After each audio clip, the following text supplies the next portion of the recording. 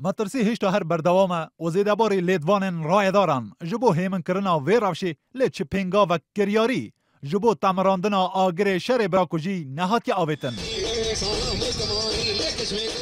لکوملگاه خانه سوری یا گریدای به شینگاله مشک جعالی ولاتین وی داره و کردن روژاوای کردستان که بگوتن آوان جبو پشتوانی خلک وی داره هاتنه دست بکر بگوتنا مدیای نیزی جب پکه که او خونیشاندان مشک هیمن بویه و تن جبو دیار کرنا نرازی بونا خو لهمبر هبونا هیزن پیشمرگه روژ لوی داره هاتیه لدار خستن دما که خونیشاندران لچپرین یکنیا برخودانا شینگال در باز بون و نیزی چپرین پیشمرگین روژ بون آلوزی چه بو و هیزن روژه فیشک و گازا روندکریج لسر خونیشاندران دا باراندن و ده انجام دا جنک بناو ناز نایف که اندام تفگر آزادیا جنن ایزیدی بو جان خوش دستا و 15 دنجی بریندار بون 5 برینداران جبر گله بریندار بون و 3 جوانجی حال وان نباشه و برن نخوشخانه روژاوا 10 دنجی جبر گازا روندکریج بریندار بونه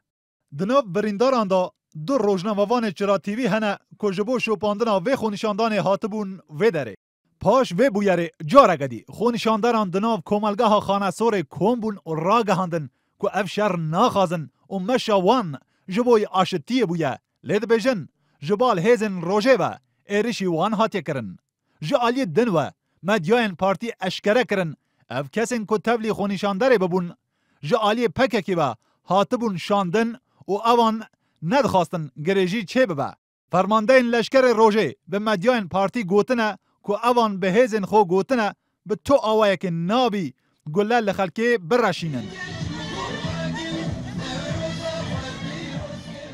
لباره بویرانجی وزارت نافخوی هرمه دو داخویانیه که دا گوتیه پکه که تهمت باره که به آوائه پیش وقته رجده دا که لوی در آلوزیان چه بکه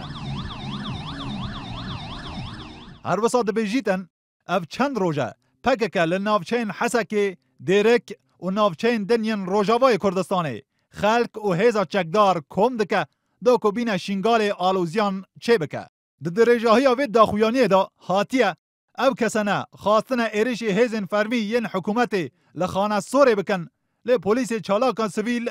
هولا هیمن کرنا رفشه دانه دا که آلوزی چه نبن و پکه کجی بر بسیار وی رفشه دبینه وزارت نافخو آماجه بویده که حکومت هرم به تو آوائه که ناخازن پوچون چه ببن و داخواست کریه پکه که به تیگهشتن سرداری دگل وی رفشه بکه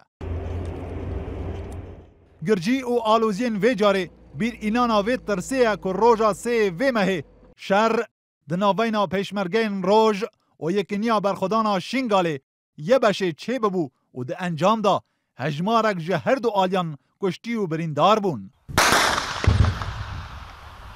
جوی دم حیانها جعالی گلک کسان و چالاکی و خونیشاندان لدجی شر براکوژی هاتن انجام دان و دخازن لحف کرن دنابرا هیزن کردی دا